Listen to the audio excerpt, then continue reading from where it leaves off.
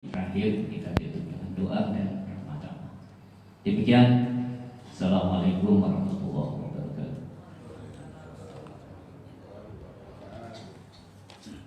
Assalamualaikum warahmatullahi wabarakatuh. A'udzu billahi minasyaitonir rajim. Bismillahirrahmanirrahim. Alhamdulillahilladzi arsala rasulahu bil huda wa dinil haqq liyudhhirahu 'alad dini kullihi wa kafa billahi shahida. Salatan wa salaman daimaini mutalazimaini ala rasulillahi Muhammadin sallallahu alaihi wasallam wa ala alihi wa ashabihi wa azwajihi wa dhurriyyatihi wa libaidil kiram ajma'in. Qalu subhanaka la ilma lana illa ma 'allamtana innaka antal alimul hakim wa tub 'alaina innaka antat tawwabur rahim. Rabbi ishrah li sadri wa yassir li amri wahlul 'uqdatam min lisani yafqahu qawli. Amma ba'd. Bismillahirrahmanirrahim. Asyhadu an la ilaha illallah wa asyhadu anna Muhammadar Rasulullah.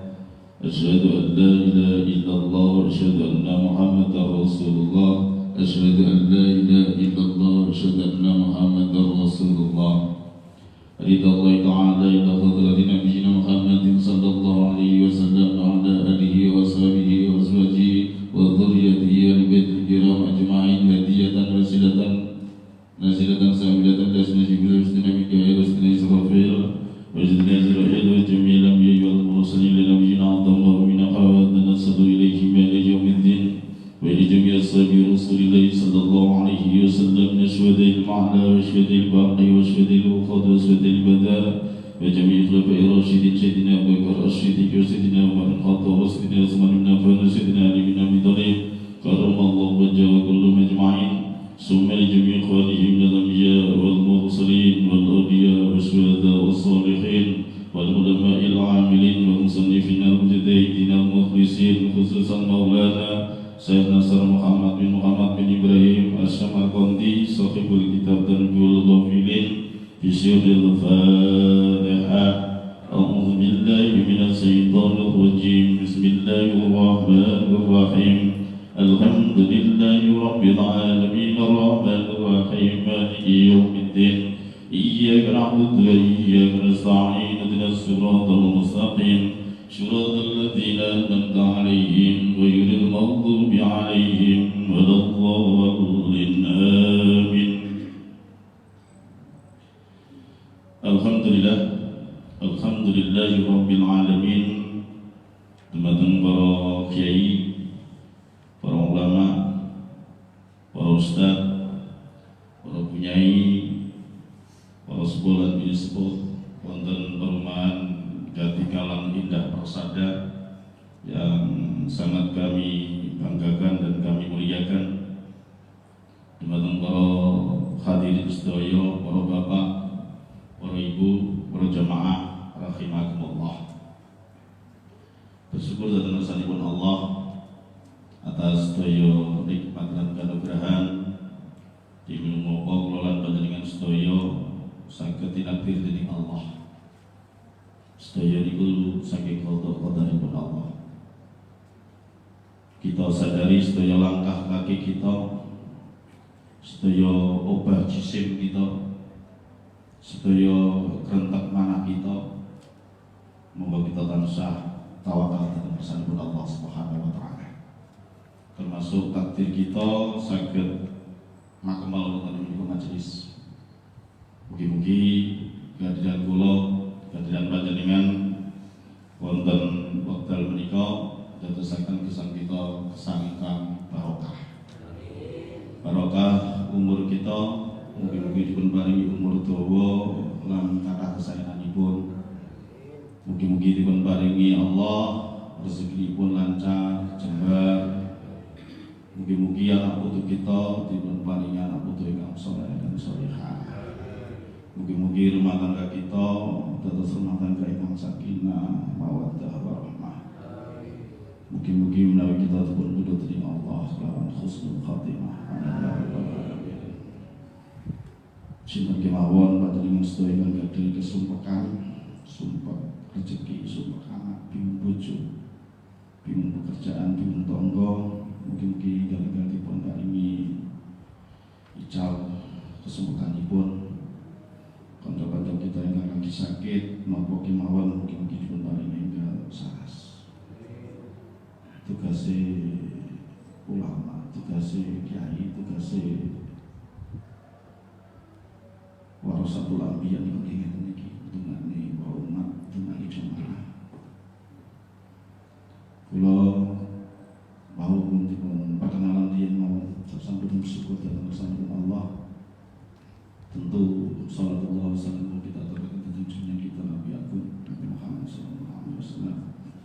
Mugi-mugi kita terhadap sedados umatipun ingkang tansah taat anggenipun ibadah, taat anggenipun ngugemi syariat dinul Islam, taat anggenipun kita juga ketakwaan kita ngantos kita mendatangi sampun Allah Subhanahu wa taala.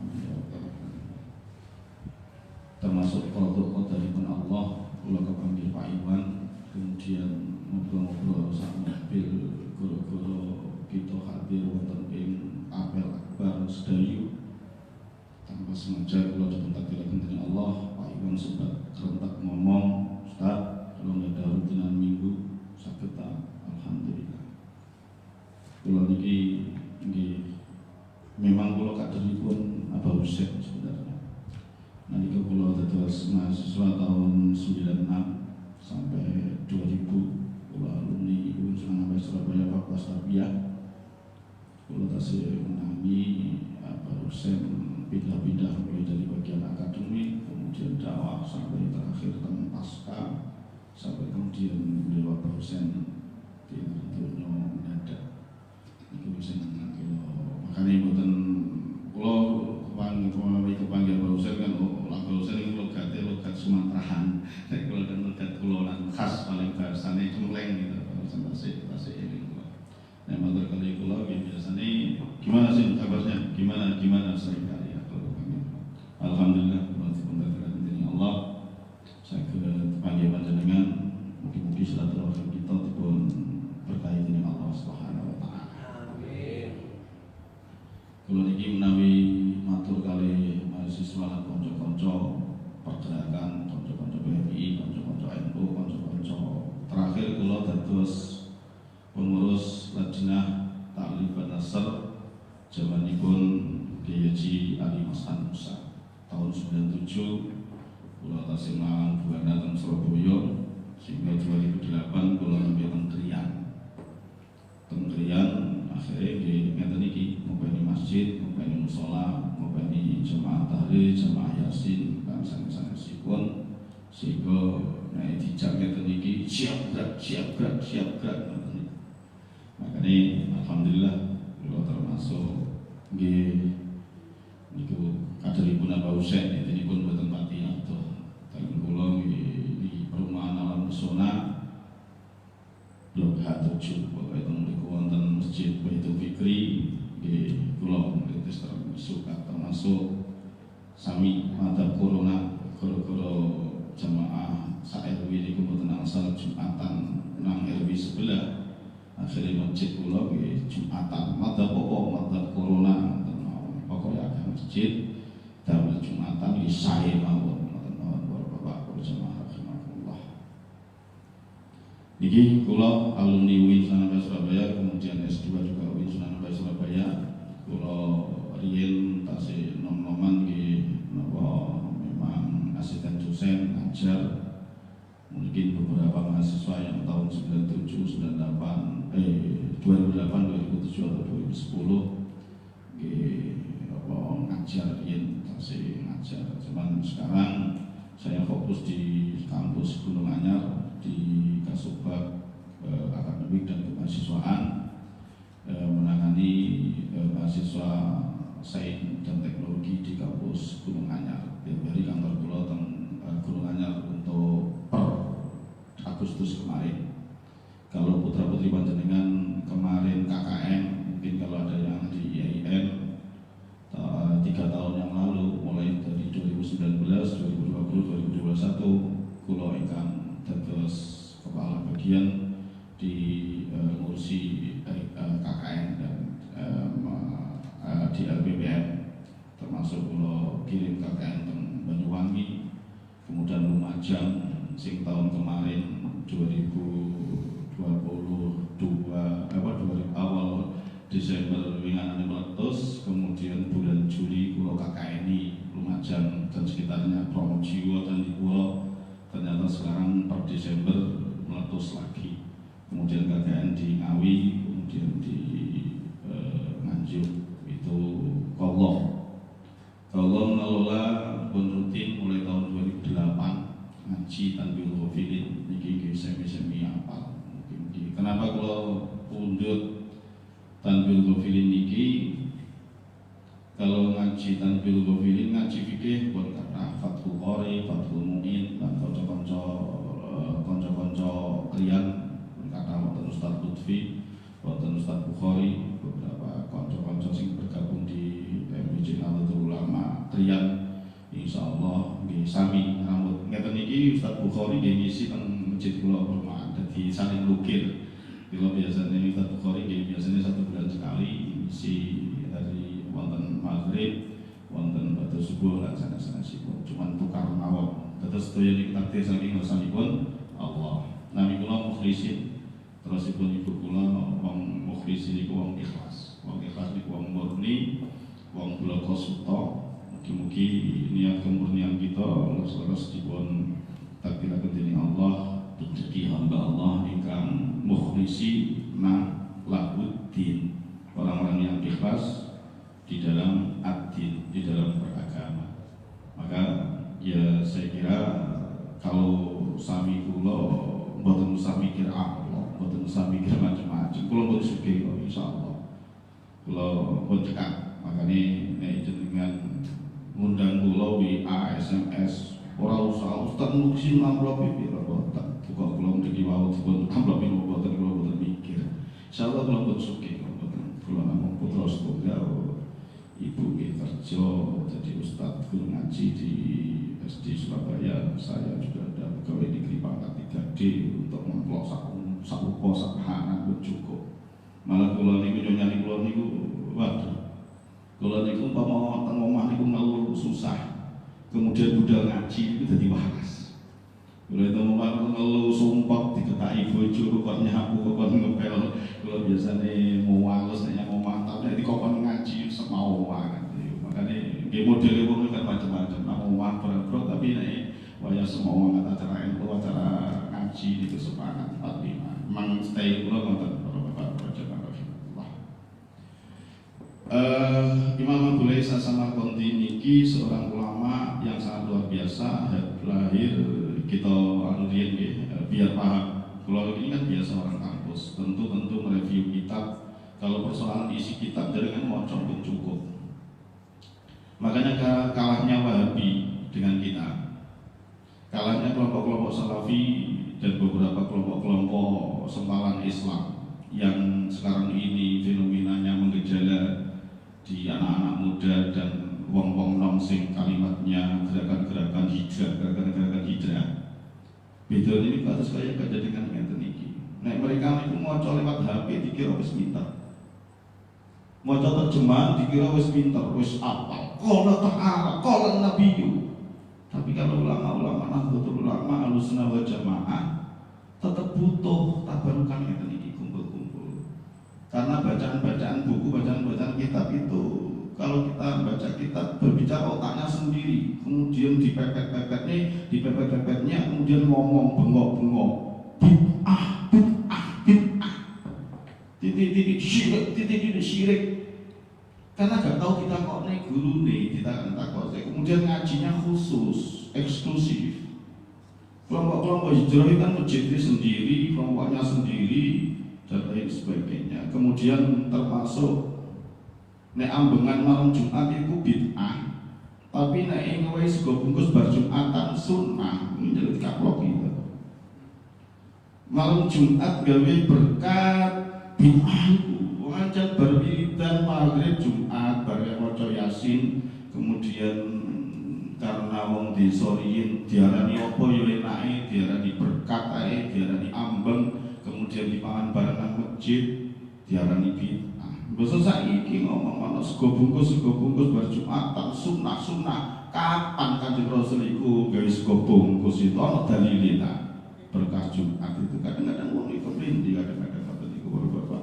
Akhirnya menempelkan hadis-hadis, menempelkan dalil-dalil sing rumangsane rada gedhing karena gedhing karo wong NU sing gawe berkat malam Jumat kemudian dia ngomong.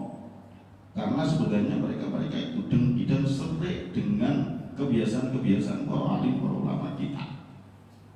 Kita rutin ngaji ngeten iki mereka wis gatal. Akhirnya kemudian ngomong istighosah bid'ah, dikiran bid'ah karena memang orang-orang Nahdlatul Ulama, orang-orang Ahlussunnah wal Jamaah pesantren istighosah yasinan malam Jumat mengkhususkan yasinan malam Jumat bid'ah wong padune awakmu yo angger minggu dalilin di minggu iku kok kumpul angger jamaah.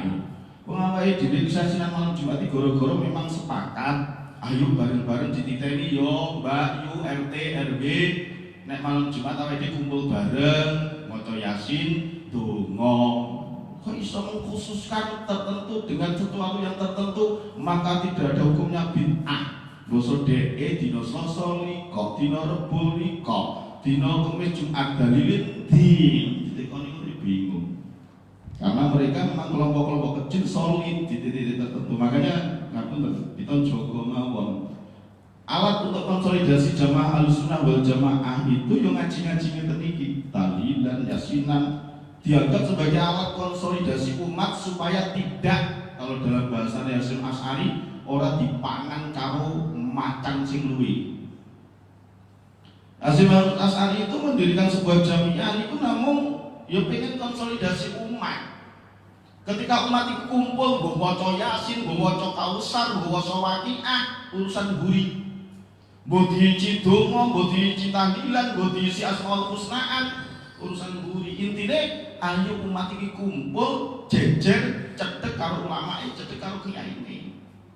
Datanglah orang-orang yang tidak suka dengan kiainya, datanglah orang-orang yang tidak suka dengan jamaahnya, kemudian ngomong yasinan bid'ah, berkatan bid'ah, waqi'an bid'ah, istighosahan bid'ah. Padahal hasud di dalam hati mereka itu. Golek-golek dalil yang dipaksakan untuk ngomong tidak ada dalilnya. Kalau ini nggak ada HP loro, ono nomor.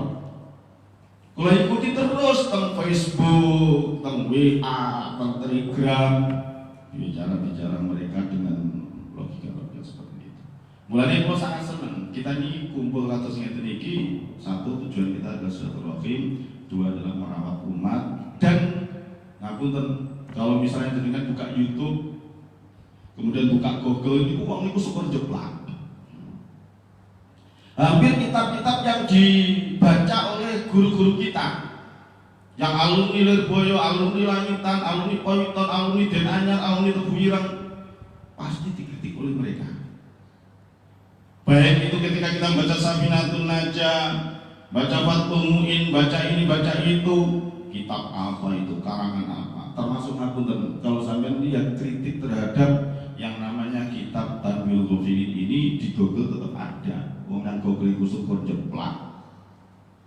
Kritik mereka pasti satu diantaranya adalah banyak cerita-cerita dalam kitab Tanwil Ghafilin ini yang mereka klaim mesti dhaif, dalilnya dhaif, tidak sahih. Lawang munculnya Imam Abu Lais As-Samarqandi dengan Bukhari Muslim diseiki.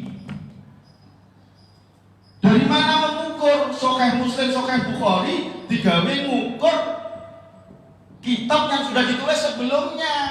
Makanya Imam Syafi'i, Imam Maliki, Imam Hanafi, Imam Hambali, Imam Ahmad nggak pernah mencantumkan hadis sahih, hadis dhaif. Yang namanya Imam Bukhari itu 200 tahun. Yang namanya Imam Muslim malah lebih mundur lagi 300 tahun setelah Kanjeng Rasul.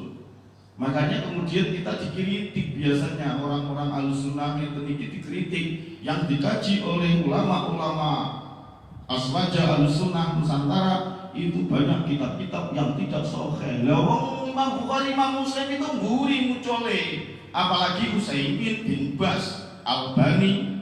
Makanya hati-hati kalau jenengan ini baca disahihkan oleh Albani, disahihkan oleh Utsaimin, disahihkan oleh bin Bas. Allahu Akbar. Termasuk kitab yang namanya Tanbihul Ghafilin. Ini posisinya seperti itu. Terjemahan Tanbihul Ghafilin kata, cuman kalau kenapa memilih yang namanya Tanbihul Ghafilin, saya ambil bab 1. Kalau saya di sama namanya, makanya itu juga takdirnya Allah.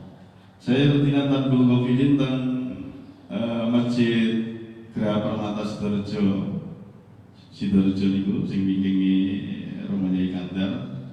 Itu masjidnya jenenge Yom Haji, makanya podo teng mriki Haji ini teng mriko Yom Haji niku sesuatu kebetulan. Oh iya, kita ngaji mawon. Kenapa yang saya ambil ini adalah kitab Tanbihul Ghafilin?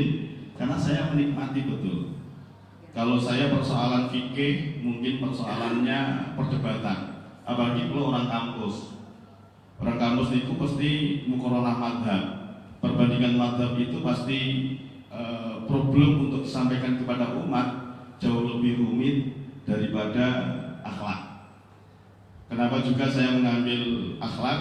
Satu diantaranya bu ono sing ngurmane, bu gak ono sing ngurmane, sing penting kula dandani piyambak, manah kula piyambak.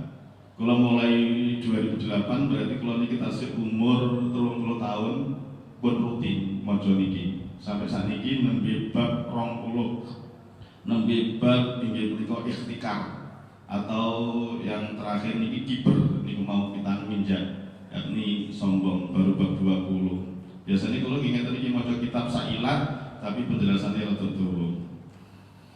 Kenapa kalau ngambil keberatan maut dan kengeriannya kalau dalam bahasa Indonesianya, kalau dalam bahasa terjemahnya dahsyatnya kematian.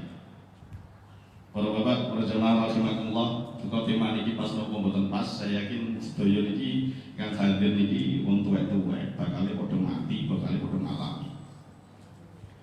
Pak Mudin biasanya pasti ngomong, biasanya telah meninggal dengan tenang, innalillahi wa inna ilaihi raji'un. Kemudian didoakan mudah-mudahan husnul khotimah. Nah, di dalam husnul khotimah niku perlu dipelajari. Makanya untuk mendapatkan husnul khotimah tadi sudah kita doakan mudah-mudahan rezeki lancar, umur dawa, anak soleh-soleh, rumah soleh. Terakhir kan tetap husnul khotimah. Nah, bagaimana kita mati dalam kondisi husnul khotimah? Monggo kita pelajari. Nah, persoalan-persoalan yang lain mungkin kita diskusi dengan tema-tema atau yang lain. Juga untuk menonton rutinan minggu, rutinan Senin atau Rabuan yang sudah mingguan itu jauh lebih bagus dan mendapatkan banyak daripada saulan pisan oleh opo kadang-kadang nonton. Nek saulan pisan ngaji kemudian oleh mantap. Dan saking suwine gak tau ngaji pelajaran lali meneh. Ngoten Bapak Ibu jemaah rahimakumullah. Kenapa kalau ini pengen ngajari kula lan panjenengan jadi ayo susul khotimah. Paling sing nom ciri kula teng mriki kula lebih papat dengan paling bisa 55, 60, 70 kan ngoten para bapak. Kula kumpul sakrian niku dipoto kalau apa ini pang isin nom ciwi pada kumpulane nggih sing wis 70. Makanya kula mudah-mudahan menginjak semakin tua semakin menginjak belajar mati wis tatak. Makanya ngoten tok. Makanya husnul khotimah niku wonten tingkahipun. Karena dalam persoalan kajian-kajian yang lain husnul khotimah itu bisa dicontoh qauliyahnya terakhir manakala meninggal. Kemudian yang kedua adalah fi'liyahnya terakhir. Kemudian yang terakhir khaliyahnya dan makannya. Itu bisa dilihat secara husnul khotimah. Kalau qauliyah maknanya adalah seringkali dengan sudah seringkali mendengarkan hadis man qala akhiru kalami biqauli la ilaha illallah dakhala jannah. Maka orang husnul khotimah itu indikasinya, alamatnya salah satunya adalah ucapan terakhir dari orang yang nazar atau orang yang meninggal. Ketika dia bisa mengucapkan la ilaha illallah, la ilaha illallah. Enak Pak Ustaz, yang sinetron.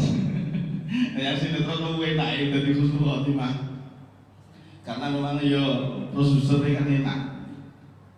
Iso la ilaha illallah. Makanya Kagetkan saudaramu yang mau meninggal dengan kalimat la ilaha illallah.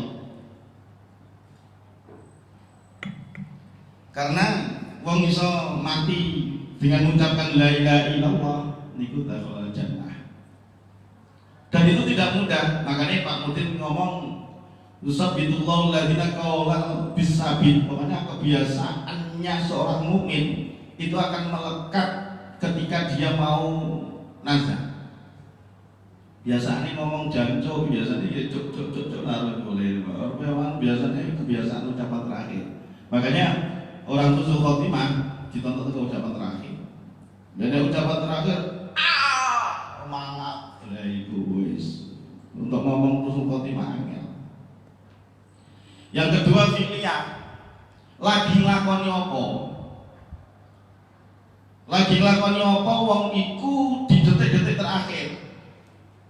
Makanya macam-macam orang, termasuk Syekhul Hadi Permono kalau jenengan alumni IAIN nanti kenal.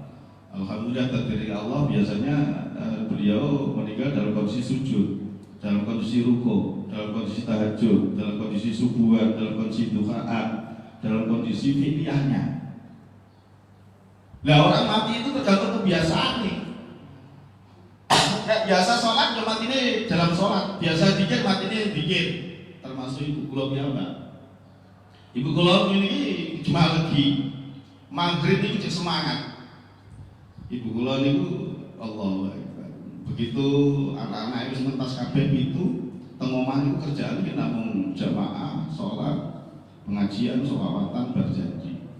Karena kebiasaannya itu sholawatan, Allahu Akbar. Di waktu karena tengkulonan daerah Nganjuk itu biasanya kan berjanji. Alhamdulillah aku karim ya berjanji gitu. Kemudian macam-macam itu kemudian dibaca biasanya siji loro telu papat menjelang makhluk qiyam improve Allahu Akbar.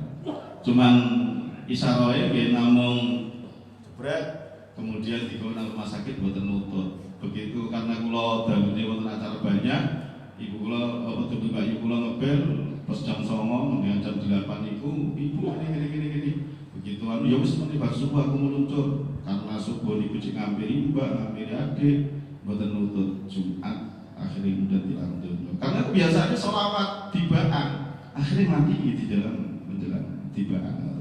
Makanya fi'liyahnya itu menandakan ini kalau orang itu husnul khotimah. Kemudian haliyah, ini yang api ya di tempat-tempat api. Berapa banyak yang kemudian orang kakek-kakek meninggal dunia di lokalisasi ada, waduh, kemudian di Villa Tretes meninggal dunia. Itu wis ketok. Kon husnul khotimah tekon ndi bareng booking. Kadang-kadang ngoten. Lah itu jadi pilihannya.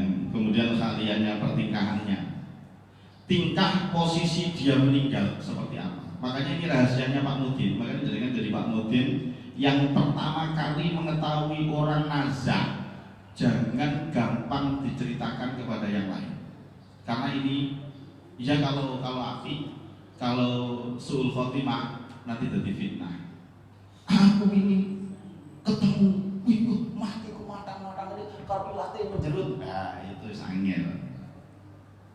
Kemudian aku ini ketemu karo mbahku ketika meninggal enak kayak sedekap kayak orang sholat kalau meremi kayak macam niku orang husnul khotimah besok khotimah iso ditinggal. Nah wong ini matine matang-matang ini kemudian matine jam 12 konangane jam 8 wis kuwatu. Akhirnya kemudian Pak Mudin ini angel kenceng nih, angel bungkus kain kafane. Tapi yo jadi ditanya genang nang Pak Tinggi ngaji rasa. Kula lan panjenengan sedaya niki Tarbiyatul Ghafilin iki ngaji rasa. Ora ngaji digawe metani wong liya. Makanya metani awake dhewe. Ngaji kula sering kali kalau ngaji Tarbiyatul Ghafilin iki empakno nang awakmu dhewe, aja diempakne nang wong liya.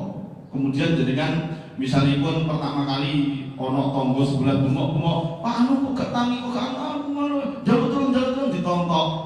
Kemudian sampai ceritanya aku wingi ku wong ini ku ngoloni bantal ngene karo mati kaya wong kejel-kejel kaya nazar. ilate mencolot, mripate melilit. Sampai cerita nih, betul angsal betul. Makanya adabnya orang meninggal dunia Pak Mudin, ojo diceritane. Makanya khaliyah manakala dia meninggal, maka itu menjadi orang itu husnul khotimah ataukah tidak. Makanya jenengan ayo belajar mati husnul khotimah. Belajar mati husnul khotimah itu piye? Ya iku mau. Ayo wong belajar mati niku siji nalika salat niku belajar mati. Loro nalika ape turu niku belajar mati. Sing telu nalika jenengan budal umrah utawa haji ketika jenengan berpakaian putih-putih hanya kain ihram itu belajar mati. Kira-kira wong itu nalika salat niku wis tertib napa dari makane awwalu ma yuhasabu bil 'abdu yaumil qiyamah as-shalah. Yang bakal dihisab pertama kali nalika wong bar mati mlebu nang dina kiamat salati. Makanya wong nek wis tau belajar salate khusyuk, salate istiqomah, salatnya api, insyaallah 99% niku matine husnul khotimah. Karena wong nek posisi mati harus sedang koyo salat, kaya wong turu, merem sedagap sikile lurus, mripate rada merem antara merem mek melek, kemudian lisane mingkem, kemudian posisi macam yang lain-lainnya normal, itulah husnul khotimah. Para bapak, para ibu, para jamaah rahimakumullah. Lah, ketika kula mriki kita dismutin teng alam pesona niku pokoke ana wong dari takmir atau iso imami mesti pautan ora ketang jam 12, jam 1, jam 2, jam 3. Makanya dadi ustaz nang perumahan niku kudu siap pakai dadi mudin iya, dadi tukang suwuk iya, dadi macam-macam iya kadang-kadang ono jam 12 bengi kadang-kadang dodok-dodok bayiku gak iso meneng, bayiku nangis ae Pak Ustaz moro nang omah kula tak gawane banyu iki ya gawanen mboten Pak Ustaz jenengan ketah mriko gak percaya diwai banyu kemudian tasawuf. Biasanya kula ngomong salat 2 rakaat kemudian kula waos donga kula sebut gawanen mboten Pak Ustaz jenengan anu kula mboten jladani kula mlebu lagi mlebu sekolah awang men bayi wis meneng niku meneng ora apa-apa ngene kowe padahal gak nyuwuk belas Pak Ustaz wis meneng kadek mulai dukun bayi sampai sampai mayit niku Pak Ustaz. Mulane sarampunipun kula niki mirsani sikatur-katur niku kahanan-kahanan. Wonten wong niku meninggal niku biasanya kondisi najis. Ana sing jibrat telek, jibrat okek, jibrat ambune pesing. Allah, nek sekalian koyo ngono ngomong husnul khotimah tekonti. Mulane khaliyah, makom, fi'liyah, qauliyah nalika meninggal dunia itu harus ngajeni. Ternyata dalil yang pertama man ahabba liqa Allahi ahabballahu liqa'ahu wa man kariha liqa Allah kariha liqa. Yang namanya orang mati itu kan ketemu Gusti Allah. Makanya kita mengambil cara pandang terhadap datangnya kematian. Datangnya kematian itu kalau bagi orang yang ahabba liqa Allah, demen ketemu dengan Allah, maka dia akan menjadi orang yang qauliyahnya tertata, fi'liyahnya tertata, khaliyahnya tertata. Karena memang wong seneng. Wong seneng iki kan mesti tingkae napa? Mesem, senyum, kemudian lurus awake. Tapi nek kalihan kok apa? Kalau meret-meret, kalau pilih-pilih ora ono wong tondo mati seneng. Makanya kalau ngawiti ngaji ini dengan posisi qauliyah, khaliyah, fi'liyah. Kemudian juga sebenarnya panggonan juga orang yang mati di masjid sak mulia-mulyane wong. Orang yang mati di Madinah dan Mekah seperti Kiai Haji Maimun Zubair sangat luar biasa kemuliaannya, mati di Mekah. Bisa dijejeni nama pembaki para sahabat-sahabatnya Kanjeng Rasul, maka di situ adalah Darul Jannah termasuk perkampungan surga. Makanya tempat kematian itu menjadi sesuatu yang sangat luar biasa. Makanya para kiai, para ulama biasanya mati dikubur yang omai, dikubur yang kamare. Karena kematian itu kalau orang soleh itu ya termasuk ini berikut jadi surga nikmat kubur angsam. Makanya man ahabba liqa Allah ahabballahu liqa'ahu. Sapa wonge seneng ketemu Allah, maka Allah juga seneng ketemu dhewe.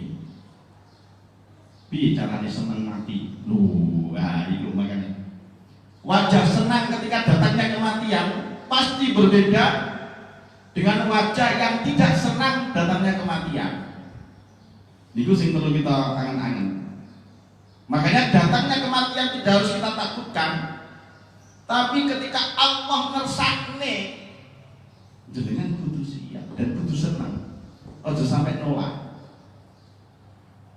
Waman kalian, wong sapa gak seneng mati, gak seneng mati, itu wong nek gak seneng mati, aduh gak seneng loro karo seneng loro kan gitu. Wong nek loro niku menikmati, gak pati sambat. Kula mawon ngapunten isin umpama sambat niku. Makanya nyonya kula niku sering loro kok menengae, loro kok gak digonan dokter, loro kok gak minum obat. Apa gak percaya awake dhewe niki atas safi la sifa illa sifahu isfi sifa Allah yugotir sakoman wala alaman. Awake dhewe duwe Gusti Allah. Makanya ketika datangnya kematian datang kepada kita ataupun kepada orang-orang dekat kita, makanya itu harus kita pahami sebagai hamba Allah yang beriman. Allah niku seneng wong iku. Allah niku seneng wong iku. Makanya ketika kita datang kematian, iso gak awake dhewe iki duwe mahabbah ila Allah. Saiki ngomong datangnya kematian bisa rasa cinta. Itu piye carane Pak Ustaz? Kalau nek sering matur ngeten. Kadang-kadang awake dhewe ini tidak konsisten di dalam mengkaji agama dan memahami datangnya kematian. Dan kita ini terlalu takut meninggalkan kehidupan duniawi. Kalau bagi orang yang beriman, ketika kematian itu datang kok gak senang, itu sebenarnya dia sudah 180 derajat belok kepada kekufuran. Hanya orang-orang yang kufur kepada Allah, dia akan kariha liko ahu, dia akan serenget atau serengan, tidak suka ketemu Allah. Itu hanya orang-orang yang fajir, orang-orang yang kafir. Maka bagi orang yang beriman, aku harus menempati kalimat yang pertama ini. Ahabba liqa Allah, ahabba Allah liqa'ahu. Kudu punya rasa mahabbah kepada Allah dan menandakan ketika kita dipanggil oleh Allah, Allah itu mahabbah kepada kita. Kenapa begitu? Bapak-bapak, Ibu jamaah rahimakumullah. Jenengan nanti bilang ketika Kanjeng Rasul itu matur ad-dunya sijnul mukmin wa jannatul kafir. Yang namanya dunia itu adalah penjarane wong iman. Yang namanya ad-dunya darul amal wal akhirah darul jaza. Yang namanya dunia itu adalah dunyane waktune nyambut gawe. Sementara dina kiamat itu dinone oleh piwales nek ceramahe Anwar Zaid. Ngeten keteranganipun. Jadi kan paham, dunia niku penjara kabeh wong mukmin. Lah goblok-gobloke wong to, wong ape ditok itu kok penjara kok tambah susah. Paham sing kula maksud? Umar Patek dibebaskan teko penjara porong, seneng dhewe. Dihukum dengan hukuman 20 tahun, kemudian oleh revisi 30 bulan, sekarang kemudian keluar Umar Patek tukang bom Bali, kemudian ketangkep di Afghanistan itu, kemudian ono bom nang Bandung. Wong jenenge Umar Patek iku lho sing wis kendel-kendel mati. Bahkan kanca-kanca wis padha didol, Amrozi dan lain sebagainya didol, iku cek pengin urip. Kula nggak ada kanca tugas dadi ini cedek mriki nggih. Semangat kanca kula sing winganane mateni wong wedok kemudian teko Kediri kemudian dihukum 20 tahun, ternyata dijalani beberapa tahun wis bebas. Padahal dia yo penggerak masjid termasuk koncone Abah Husain. Mateni wong wedok dihukum 20 tahun karena nang kono kanca dasare niku yo ustaz karena kebracok aja mateni wong, kemudian nang kono iku taat ngupeni masjid tukang ceramah macam-macam. Akhirnya metu, wong metu teko penjara bunga, seneng. Makanya sak goblok-goblok wong mukmin ad-dunya sijnul mukmin wa jannatul kafir. Bahwa namanya dunia itu adalah penjarane wong mukmin. Lah ana wong mukmin ape dilebokne nang alam kubur kok gak gelem itu kan goblok. Goblok apa mulai wedi mati. Sing nomor loro, yang namanya pekerja pabrik. Jadi kan kerja teng pabrik pundi lah, wonten Pawindo, wonten Popang, wonten pabrik Sampurna atau macam-macam. Umpama gaji ini mingguan, nek wayah dina Sabtu, ini kan bunga. Wayah nrimo gaji, wayah nrimo bayaran. Nek kula pegawai negeri tanggal 1, anggar wis jam 7 wis dicek nang m-banking, wis mlebu terus begitu mlebu plong sewenang bunga. Termasuk panjenengan sak goblok-goblok wong nek ana malaikat Israil teko kok tambah gak seneng itu kan goblok wong mukmin. Makanya kula jelasin tentang panjenengan. Makanya tidak ada alasan bagi orang yang mukmin bahwa datangnya kematian itu adalah sebagai bukti bahwa jenengan akan terbebas dari penjara dunia dan jenengan akan terbebas dari darul amal dan ini perkampungan nyambut gawe. Keluar atau nyambut gawe wis payai oleh bayaran. Wong nek wis arepe oleh bayaran iku kan wis seneng bunga. Lah arepe diwe darul jaza wonten mlebu wonten ing perkampungan pembalasan. Karena jenengan tahu sedekah jariyah, yakin seyakin-yakinnya bahwa Allah nanti akan memberikan nikmat kubur, kok malah gak gelem kan goblok itu wong. Bapak, oleh ibu para jemaah rahimakumullah. Makanya bagi orang yang beriman datangnya kematian itu justru menggembirakan. Apa jenengan sing utange akeh. Nek jenengan mati tambah oleh asuransi malah bojomu iso oleh warisan. Para bapak, para ibu, para jamaah rahimakumullah. Makanya man ahabba liqa Allah ahabballahu liqa'ahu wa man kariha liqa Allah karihallahu liqa'ahu. Dan barang siapa seneng atau gak seneng ketemu Allah, bahwa jenengan ini kan jirine cinta Allah, jirine kawulane Allah, sampai tidak akan pernah bertemu Allah nek gak mati dhisik. Makanya kita para ustaz, para kiai, para ahli tasawuf mengajarkan hidup itu ada roja, ada khauf, ada mahabbah, ada pengharapan, ada rasa takut, dan yang paling pokok adalah rasa cinta kita kepada Allah Subhanahu wa Ta'ala. Bagaimana mungkin ada seorang yang mukmin, dia yang punya rasa mahabbah, korbah, yang tiap hari dia sembah, kemudian akan bertemu Allah, malah gak film itu kan gobloknya wong. Kalau jenengan punya seorang kekasih, punya pasangan suami istri, seorang suami ketemu istri mestinya senang, seorang istri ketemu suami mestinya senang, seorang anak ketemu orang tua senang, seorang orang tua ketemu anak senang. Duwe rasa mahabbah, rasa cinta kepada anak, akhirnya kemudian pertemuan itu sangat luar biasa, melahirkan sebuah kebahagiaan. Setiap hari jenengan misalnya sholat kemudian menghadap Ka'bah, suatu titik tertentu kemudian ketemu Ka'bah, beres milih karena rasa cinta, rasa mahabbah, rasa rindu, rasa kangen. Seorang kekasih yang bertemu dengan yang terkasihinya, dia akan rasa nikmat luar biasa. Makanya nikmati datangnya kematian, karena datangnya kematian itu adalah jenengan akan ketemu zat yang maha rahman, maha rahim. Maka jenengan harus punya rasa mahabbah, rasa cinta kepada Allah Subhanahu wa Ta'ala. Pun keterangan ini itu sing kita terangkan. Kemudian para bapak, para ibu, para jamaah rahimakumullah, kalau di dalam jenengan fotokopi ini yang dikasih yang mana itu nggak tahu saya. Kalau ngaji juga nih keterangan biasanya kalau ngaji ini ngeten iki manuk gandul.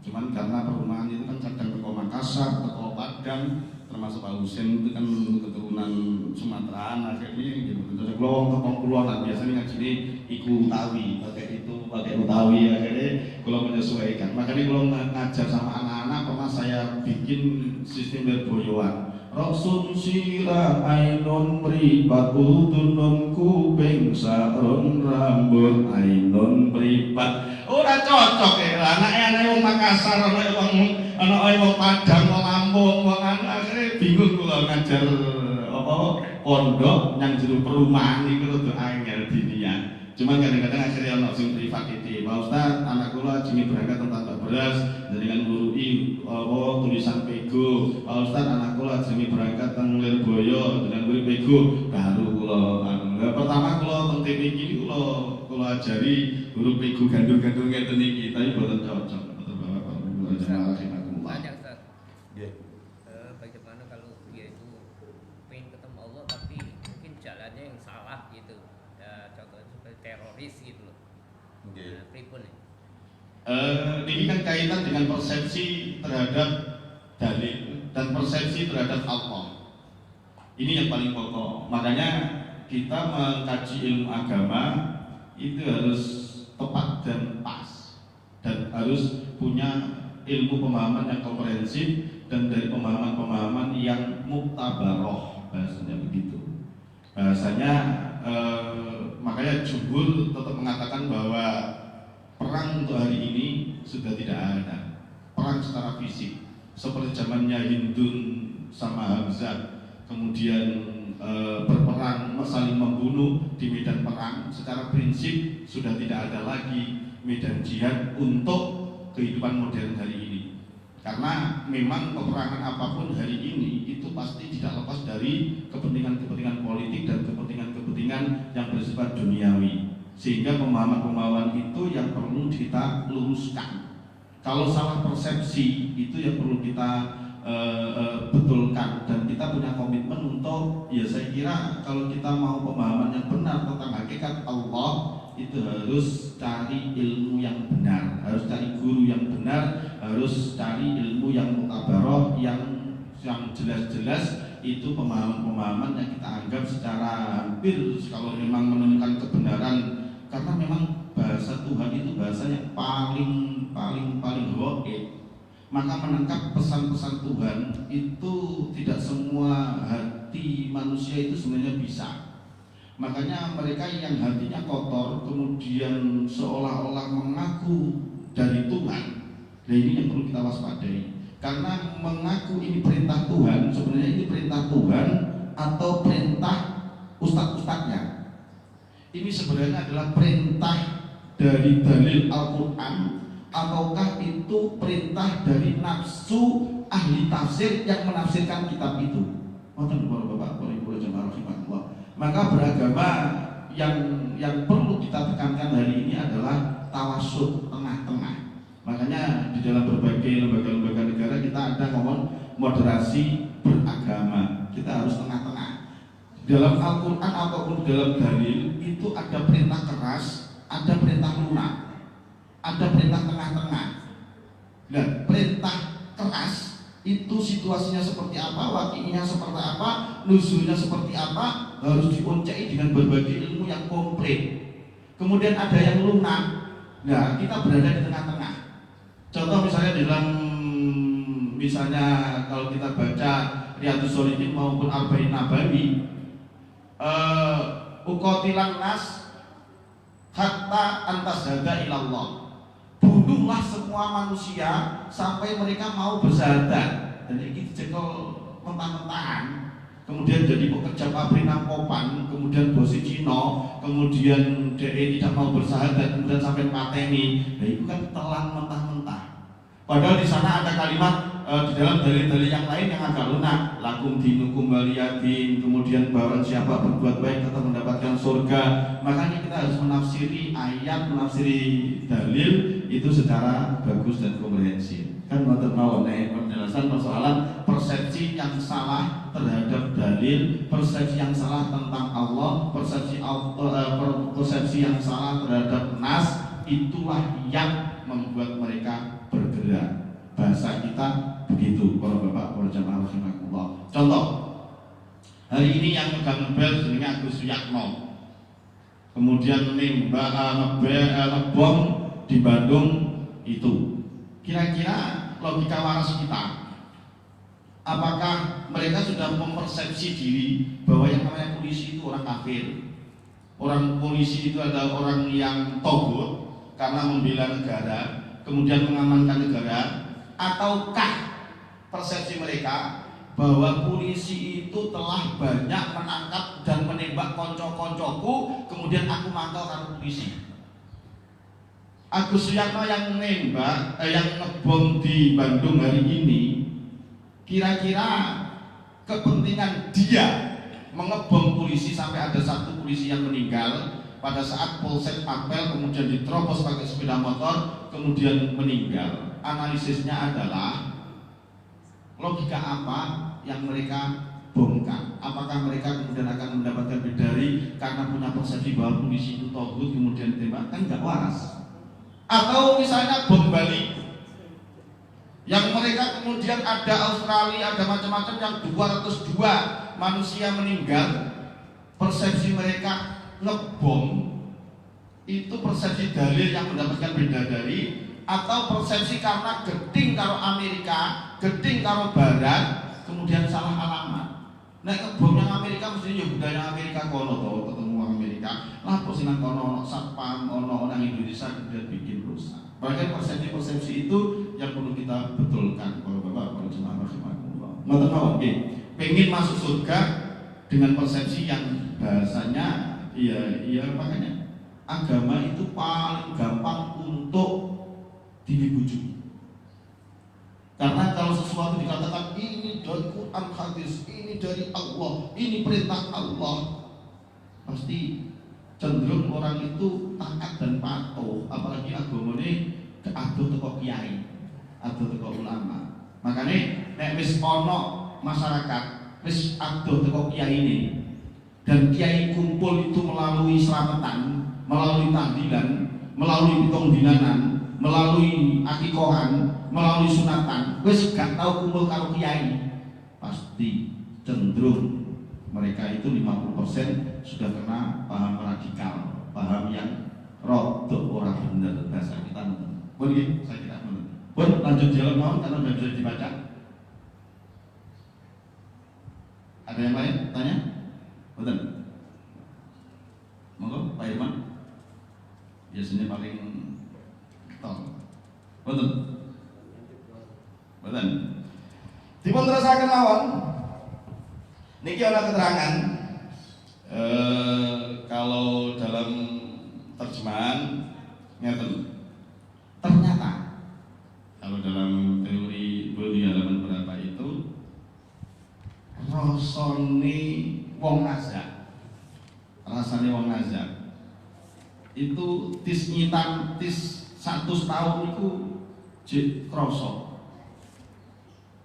Di ana keterangan teng apa teng di dalam niku ceritanya teko inggih punika wong oke. Ana pertanyaan berkaitan dengan man ahabba liqa Allah, sapa wong demen ketemu Allah, monggo Allah dawuh seneng nang wong iku. Kemudian ditakoni senengnya ini ngeten lho ya, senengnya itu menempatkan dengan posisi yang pas. Nek Allah karep seneng, sampeyan kudu seneng. Tapi nek Allah gurung karep, aja seneng. Ngoten. Paham iki maksud? Wis utakku akeh aku pengen mati ae, lha ini namanya bunuh diri, mboten angsal. Nah, mungkin kula maksud. Wis aku sumpek bojoku wis ra kena tak atur, aku bunuh diri. Niku wonten kula gak ada jemaah tempel mriku.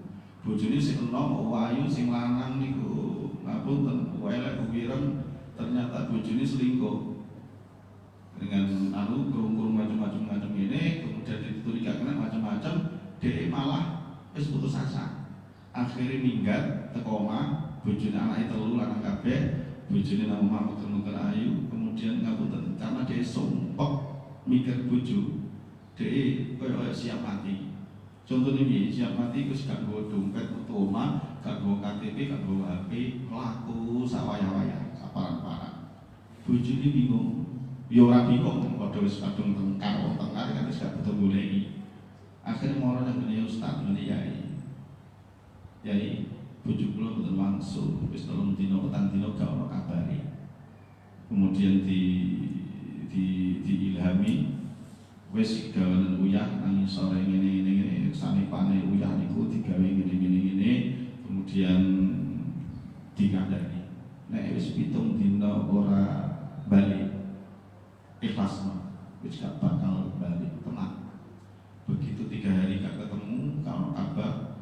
5 dino karena kabar. Hari ke-7 malam ke-8 ditemukan sebuah jenazah di daerah Mojosari, mati. Makanya kesiapan mati akhaba liqa Allah itu harus di dalam waktu yang pas.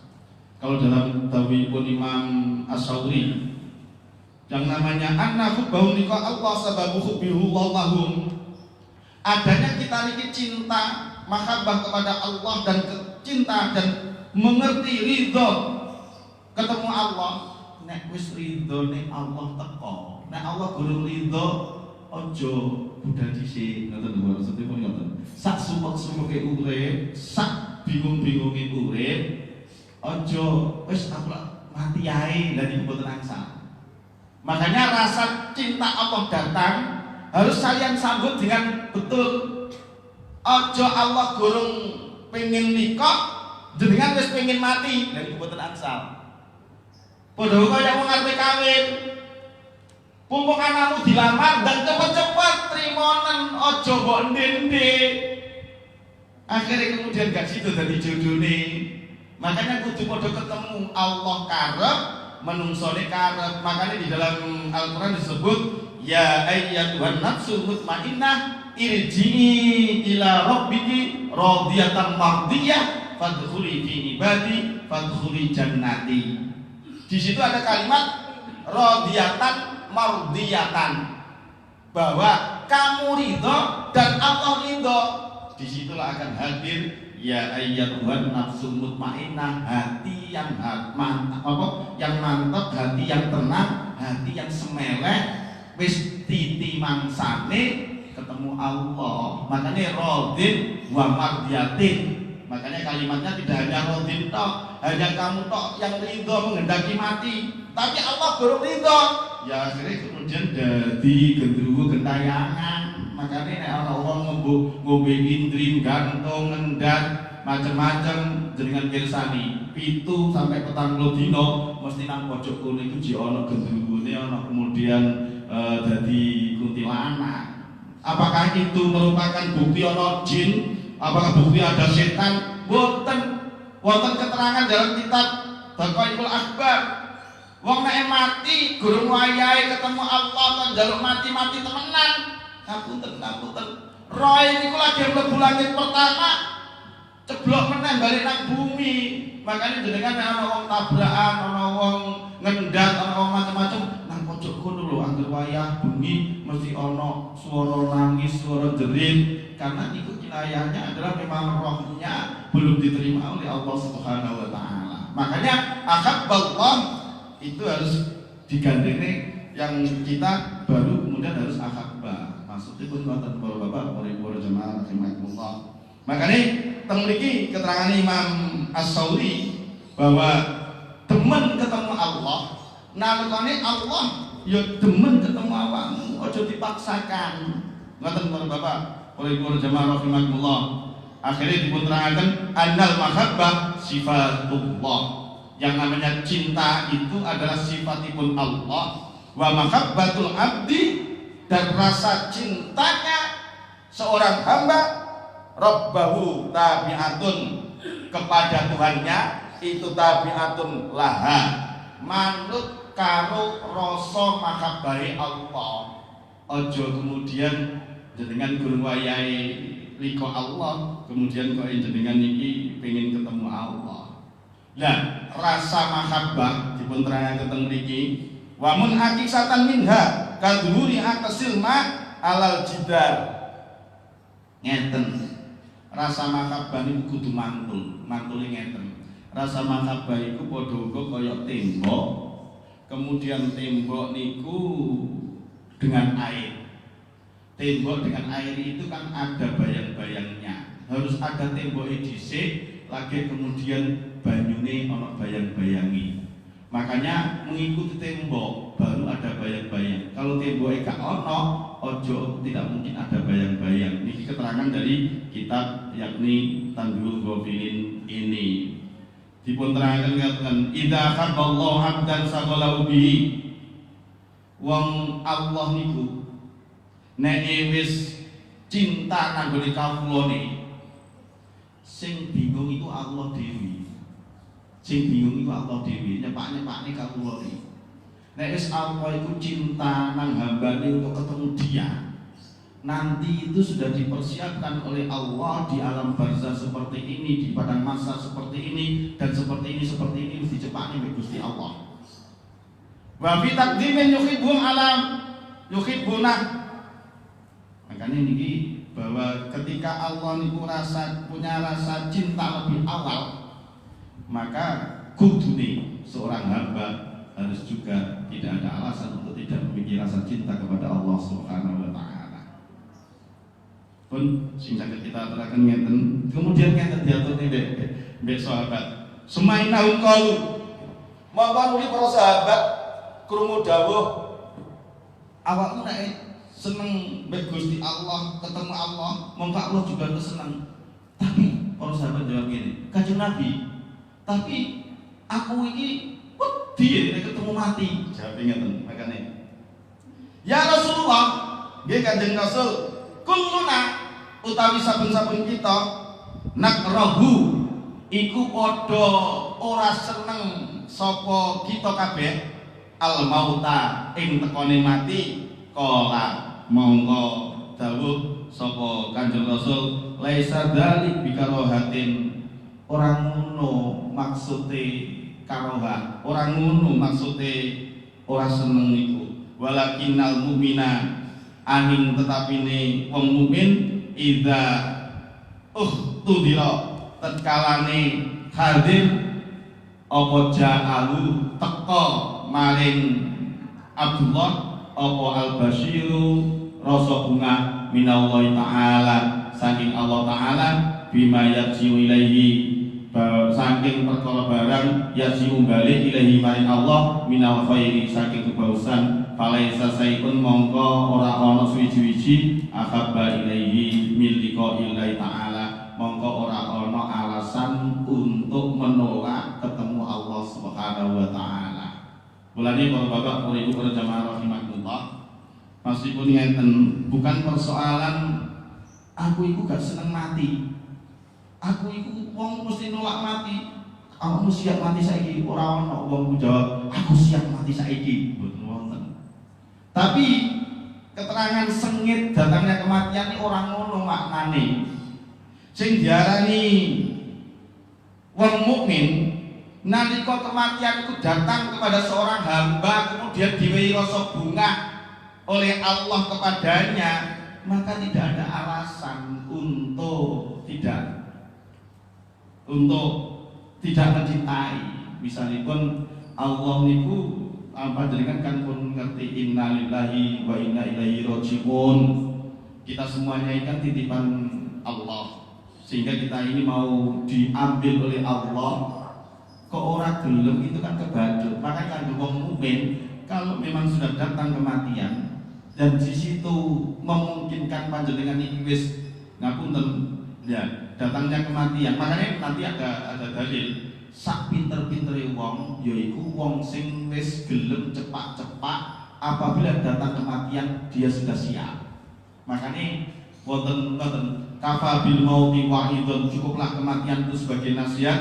Dan wong goblok nek wis ngerti bakal mati kok ora cepat-cepat datangnya kematian. Makanya nek wis datangnya kematian kemudian kita siap, maka kudune al-basyir minallah. Datangnya kematian itu hakikatnya adalah datangnya berita gembira dari Allah Subhanahu wa taala, maka tidak ada alasan bagi seorang yang mukmin untuk tidak mencintai Allah. Tapi wa innal fajira au qala al-faqira kafira idza uftidra, tapi kalau wong sing kakean dosa, sing gurung siap amal ibadah gurung cepat-cepat, utawa wong kafir idza uftidra tetkalane teko apa ja'ahu tekone kematian malaikat Israel kepadanya an-nadir, maka dia akan datang peringatan. Awakmu wong kafir dibeden-bedeni, awakmu wis marepe tak cukup, mula awakmu bakal tak siksa. Akhirnya dia kariha. Maksudnya pun kata para bapak, para ibu, para jamaah rahimakumullah. Pun ngaji ini dawa-dawa apa rada dawa? Sabar nggih, gak usah dawa-dawa. Nek ngaji jero-jero kok rada waleh jenengan rada blenger. Karena biasanya nek ngaji Jawa niku ya ngeten iki, biasanya nek maca mufradat itu ana gak penake, Nek wong pesantren memang seneng mufradat, tapi kalau wong umum nggih pokoknya alhamdulillah kita saged nambahi ilmu sing kados ngeten iki. Pun keterangan sing saged kita aturaken niki keterangannya bahwa kariha itu menandakan inggih punika sifate wong kufur, wong kafir, wong fajir nalika inggih punika datangnya kematian. Tapi kan beli wong mukmin maka kita harus berusaha. Pun nek ngaji dawa kok gurung mlebu tema Pak Ustaz, dasarnya kematian. Dengan waca teng mriku mawon wingi. Satu keterangan dari Bani Israil, lorone dicabut nyawa niku kobongi awak niku masih terasa 1000 tahun. Nang kene ngeten. Mbok cerita dengan percaya apa enggak?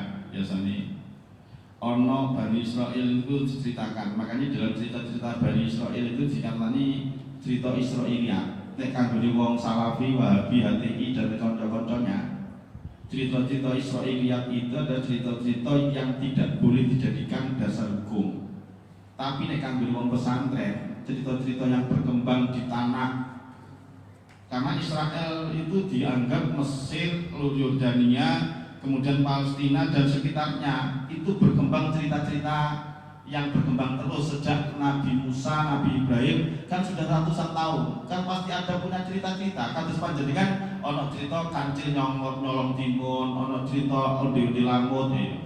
Ada lumut kok onde-onde lumut. Ada lumut kok onde-onde lumut. Ada lumut ono cerita misalnya minat jinggo, ono cerita raja Majapahit. Kalau di Arab itu ada cerita-cerita masa lalu yang disebut dengan cerita-cerita Israiliyat. Sebelum Kanjeng Nabi muncul, itu ada cerita-cerita yang berkembang di sana, baik melalui cerita dari Injil, dari Taurat, ataupun cerita-cerita yang berkembang di masyarakat. Tapi itu digawe nasihat ya oleh, walaupun undi-undi lumut itu tidak nyata, tapi kan ada nasihat di dalamnya. Walaupun ono cerita maling kundang, tangkupan perahu, kemudian Tanjung Kodok macam-macam, itu tidak nyata ataukah nyata, tapi kan ada nasihat pesan yang disampaikan. Sama dengan kayak kisah-kisah Israiliyat, seperti cerita-cerita Diande Lumut, Minak Jinggo, Roro Jonggrang, kemudian Semeru meletus, itu ada cerita-cerita mistik. Itu kan urusan yang berkembang di tanah Jawa, tapi kan pesan nasihatnya ada, pesan moralnya, pesan etikanya ada. Termasuk di sini ada cerita-cerita Israiliyat. Ceritanya di sini ada wong mlaku-mlaku Bani Israil diceritakan nang kuburan, ujug-ujug ana kecungul sirah metu. Iku nyata apa enggak? Wallahu a'lam bishawab. Tapi keterangannya teng mriki wonten dhek ngwahi nasihat. Faqalu mayit-mayit sing nang kuburan itu kemudian ngomong, awakmu sholat to, awakmu njaluk donga nang Gusti Allah, matine ben gak kaya aku, macam-macam ngoten niku. Akhirnya kemudian qad atla'a ra'sahu, ujug-ujug nang kuburan itu ana mayit metu sirahe min qabri aswada kholasian. Nang jero kuburan iku ana ndas pecungul metu rupane ireng, kemudian bau blaur lan wireng, kemudian ngomong faqala ya haula ila turiduna. Kemudian dia ngomong, iku kena apa? Ya kono kuwi lho, kaya ngono kuwi iku lho. Maturiduna fa wallahi demi Allah laqad mutu. Lah mayit sirah sing metu teko kuburan iku ngomong ngene, laqad mutu mundu tis'ina sanatan. Teman-teman, aku wis mati selama tis'ina sanatan, 90 tahun. Famada bak mongko ora ilang apa mira rotal mauti, paite lorone kematian, mini saking aku. Kalan kaan lalu mongko sak temene kelakuan alan saiki. Fatullah ta'ala, awakmu nyawa yang Gusti Allah.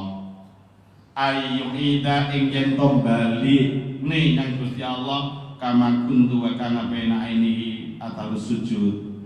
Padahal lorone 10 tahun, padahal di dalam sampai mentono apa mak mripat iki mendolo, kemudian padahal batu ini ku ana tipete sujud.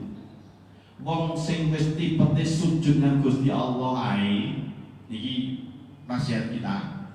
Jik rumangsa krasa warane padahal wis mati 10 tahun lebih bulan. Temen apa temen nek digodak temen apa ora Pak Ustaz? Wallahu a'lam bishawab. Karena ini cerita Israiliyah. Maknanya kita cuma dikasih tahu bahwa lorone wong nazak sampai gosok kaya ngono. Suwine 90 tahun jek krasa lara. Mulane sampeyan ngekek-ngekek ndonga yang Allah aja kaya aku matine lara 90 tahun guru ilang-ilang. Mulane jenengan niki para bapak-bapak donga sing masyhur duga niki napa teko rungon-rungon Allahumma inna nas'aluka salamatan fid din wa afiyatan fil jasad wa ziyadatan fil ilmi wa barakatan fil rizqi wa taubatan qablal maut wa rahmatan indal maut wa maghfiratan ba'dal maut hawwin alaina fi sakaratil maut. Iku keterangan sing biasane imam-imam mriki kan maca niku nggih. Makane dengan milihna taubatan qoblal maut. Muga-muga kula dipun paringi tobat sadurunge datangnya kematian.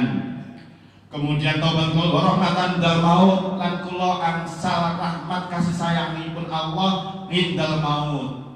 Wa maghfiratan ba'dal maut, mugi-mugi aku oleh pengampunan sak sampun mati lan sak sampun mati akeh wong jalune sepuro aku. Wa rahmatan indal maut wa maghfiratan ba'dal maut. Dan iki sing rada medeni. Hawwin alaina fi sakaratil maut. Ya Allah, dengan gampangaken kula mati. Mbok mati cepet temenan lho kok dengan nangis iki kan kok. Bendina njaluk hawwin alaina fi sakaratil maut. Nalika sakaratil maut gampang cepet mati kok jenengan nangis. Anake nangis, bojone nangis. Aja disalahne bapakmu wis bendina donga hawwin alaina fi sakaratil maut. Terutama Pak Hirman biasanya wis dina hawwin alaina fi sakaratil maut, walaupun numpak terios kemudian ujung-ujung geblak mati niku saged. Dadi hawwin alaina fi sakaratil maut. Wingi kula gadah kanca enak matine. Lewat tol istirahat nang tol Sidoarjo karena omahe niku teng Sidoarjo teko kampus budal jam 7 kur sambat lorong ngetok mobil parkir budal mati. Allahu Akbar. Hawwin alaina fi sakaratil maut iku wau kula critakaken belajar mati itu nalika turu. Kemudian turu wong wingi lho jek ngombe kopi karo aku. Wingi lho jek apa nyandingi Pak Yai pengajian basa subuh wis innalillahi, yaitu berarti dungane dijabahi hawwin alaina fi sakaratil maut. Makane jenengan nek wis kadung donga ngono aja oleh nangis anak putumu jenengan eling-eling para bapak, para ibu, para jemaah rahimakumullah. Makane ana Pak Ustaz sing bedina niki mami iki menika taubatan qoblal maut wa rahmatan indal maut wa maghfiratan ba'dal maut awin aina bisaratil maut wa najatan nari rafaidal hisab. Niku wis cepak-cepak cek gampang urusane mati. Karena pengen gampangnya mati, niki Pak Hirman langsung budal yang pasar tuku mori karena cek gampang. Karena kadang-kadang goro-goro mori niku iso ruwet kok mati niku. Apa meneh tuku mori kemudian duitnya utangan tambah dimbek-mbek sampean morine kursi tok digawa nang kuburan duit utangan bisa.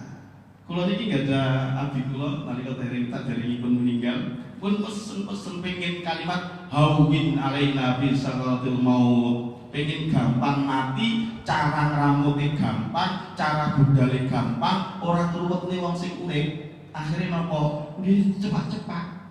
Ibu kula niku meninggal umur 63 tahun, bapak umur 72, niku pun cepat-cepat mori. Cek hawwin alaina fi sakaratil maut niki cepet. Kemudian kemudian tuku mori karena teng desa kan wonten Yai Kurdi teng kitab Akosa, Donga Akosa dan kitab Derobi ngaji teng pesantren bahwa mati itu bisa dikasih doa morinya.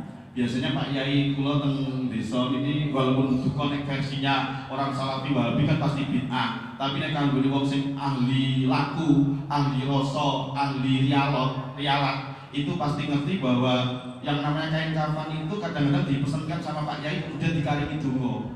Kalau ngene iki diwehi donga kosan. Makanya ibu kula, mbah kula niku biasanya pesen karo Pak Yai tumbas mori, kemudian nyuwun jenengan kasih donga wonten tulisan-tulisan yang kalau dalam bahasa Jawa disebut wifik atau raja. Akhirnya cepat-cepat wis disiapin yang lemari sing paling nganu. Kemudian putune ngomong, "Mbak iki kok wis nyai mori."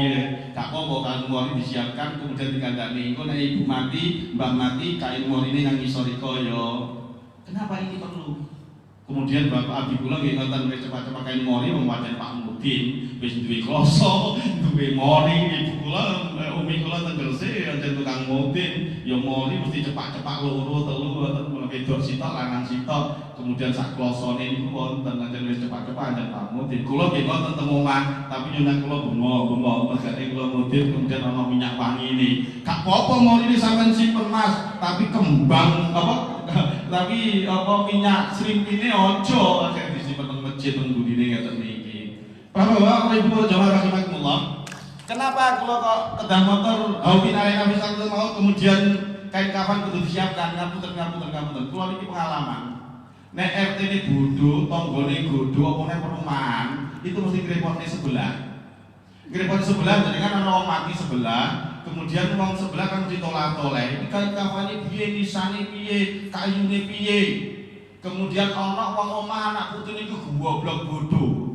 Ora Jawa bahwa yang namanya mati itu perlu kain kafan, perlu telisik, perlu ubur rampene. Tolak-toleh. Akhirnya kemudian ngapunten ana wong sing Jawa.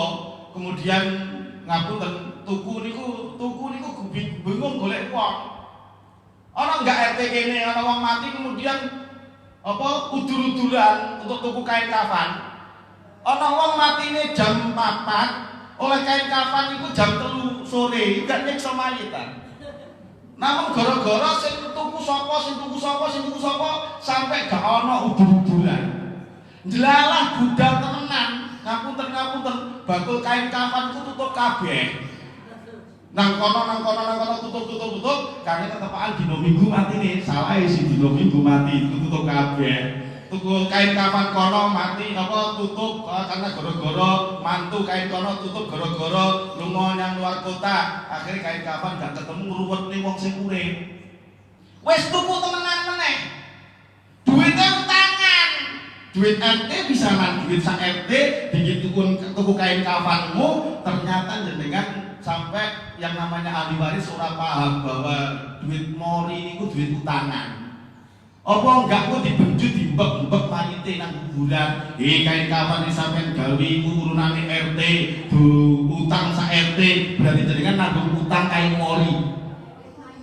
Wonten apa wonten mriki? Kathah. Wong kula teng perumahan ana sing ngono kuwi. Sing ngukokne kain kafan ya sungkan njaluk ganti. Sing ahli waris gobloki pura-pura gak ngerti. Jarang sing takon, kain kafane makku wingi sapa sing nukokne? Regane pira? Terus pisane wingi sapa sing nukokne?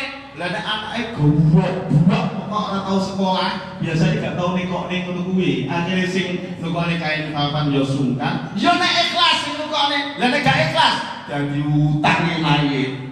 Mosok kain putih sitok sak lembar ae mlebu kuburan kain utangan pisan. Allahu Akbar. Awakmu duwe tanggungan apa? Iya Pak Ustaz, aku iki kain kafanku utangan. Dilaporne karo malaikat munkar nakir tambah dimbok tambah repot para bapak ibu jamaah rahimakumullah. Makanya hawin alaina bisa ketemu. Ayo jenengan belajar latihan gampang, aja repotne wong nek iso iku. Syukur-syukur umpama iso nek pengen hawin sakatul maut jenengan mati budal dhewe. Tak medeni Pak Ustaz. Makanya nek iso iku wong-wong niku saking ati-atine ikhtiar. hati-hati bahwa dia hidup harus makanan dari hasil jerih payahnya sendiri. Dia kemudian sampai dia berangkat nanti aku kudu nggawa barang sing halal lan thayyibah, termasuk bawaan terakhir iki menika kain kafan harus halal lan thayyibah. Lah nek umpama jenengan misale repotne wong, yo nek duit halal anggone inggih punika tuku kain kafan. Lah nek duit haram berarti kain kafanmu bondo haram, akhirnya tambah ruwet. Orang bakal oleh welas asih pun Allah iso-iso duwe utang ditaker terakhir utang kain kafan nanggone si guru disaur, kemudian sing ahli waris juga goblok gak jadu. Makanya para bapak, para ibu, para jamaah rahimakumullah, niki cepat-cepat kain kafan, cepat-cepat alat yang akan kita bawa. Makanya kula nek wonten mudin, dados mudin keramut standarnya mboten ngapunten kalau ada yang tidak suka dengan kembang, tidak suka dengan bunga, tidak suka dengan kalau terisik ngapunten. Makanya esuk ya terisik barang itu dengan cepat-cepat. Karena tidak pakai terisik. Nggih, tidak ada pakai terisik ngapunten. Makanya kula niki kadang-kadang perlu ngasih info kanca-kanca niki nek ana kematian kula dados talqin mayit niku mesti kula jelasne. Ngapunten nggih, yang namanya patokan itu fungsine tinggi penanda. Ya nek jenengan urip terus, dari anak turunmu, anak si turun siji, turun loro, turun telu, nek gak dipatoki, gak diwehi jeneng, ora ana sing marani kuburmu dan ora ana penandai. Apa meneh jenengan terkenal dari pahlawan nasional, kemudian patokane gak ana, itu kan bingung nanti. Karena ada yang terhambat jadi pahlawan nasional gara-gara patokane ora ana. Makanya kemudian ditulis, makanya ada patokan fungsine kok gak padha karo Arab. Iya, karena memang nek Indonesia niku wong wedok milih modele, wong lanang iku digi penondot tok, dudu ngomong bid'ah. Yang penting pokoknya ono patok kemudian ditulisi. Kemudian ono kembang. Ngapunten, wong mati kok perlu kembang apa ora? Nek ono ahli waris gak ngerti ilmu tentang permatian, itu biasanya ngomong gak perlu kembang, gak perlu tulisi, gak perlu patokan. Ya wis beneran. Mesisan kok gak perlu ditusi, gak perlu disolati, penak Pak Ustadz gak ruwet. Kula kadang-kadang konten ya, karena perumahan itu kan macam-macam. Wis kadung tak dusi, kula wis ngerti, iki rada wong cingkrang, rada wong jinggoten, tak tinggal ngalih. Aku tak sampai mangan malam bar isya. Biasanya kula nek gak oleh berkat sampai isya lagi duit mangan kan nang warung. Kula aduh nyonya nang warung sampai jam 09.00. Wis tak kira kowe iku wong cingkrang, aku mau ngurusi. Wis njogo dhewe. Lah kok ternyata sampai jam 09.00 bengi ora ono sing ramut. Ya terpaksa kula mriku. Kula mriku akhirnya nggih kula dosi, kula bungkusne kain kafan, kula guntingne, kemudian tak bungkusne Allahu Akbar. Ya tak sholati carane awake dhewe, tak wehi donga singkat. Begitu bar salat mau salat.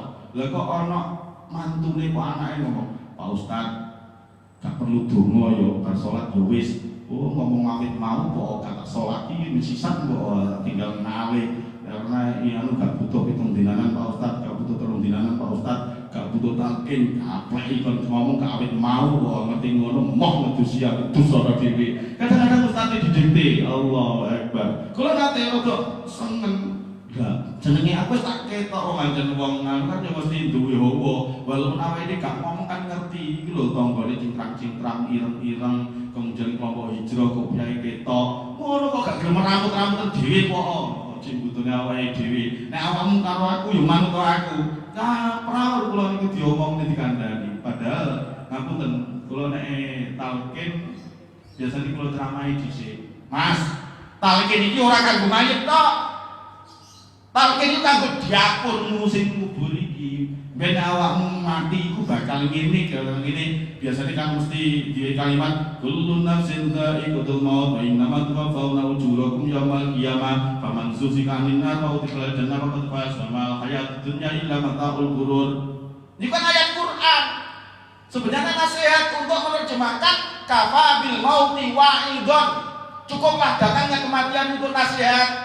Makanya Pak Mudin itu talkinnya ojo dipleset nih, mayit wis budek kok diuruki, digawe pepeling nasihatmu. Awakmu nasihat mayit mati kadang-kadang di atas hatimu, akhirnya diikrarkan pakai talkinnya mayit. Kemudian marrobuka wa man nabiyuka wa man dinuka wa ma'rifatuka, apa sapa pangeranmu, sapa nabimu, apa kitabmu. Itu kan memang ada hadis Rasul yang diucapkan, kemudian dibacakan di situ, kemudian berdoa. Ngono iku sing ngomong pesen, kalau aku mati aja ditalkin, aja macam-macam. Ya wis ngerti ngono ya awakmu rambut dhewe. Akhirnya kalau biasanya jelas nih. Apa bukannya krisik, patok, kemudian kembang, ngapunten. Kembang itu ngapunten, tidak ada kembang yang digunakan untuk ngubur. Biasanya kan yang baunya menyengat. Karena kembang baunya kurang menyengat, akhirnya kadang-kadang dicampur ditambahi minyak serimbi. Ngapunten.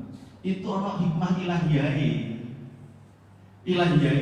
Memang kita pun orang NU Pak Yai yo ngerti bahwa kembang itu tidak wajib. Sing wajib iku mori kain kapan tok ngerti.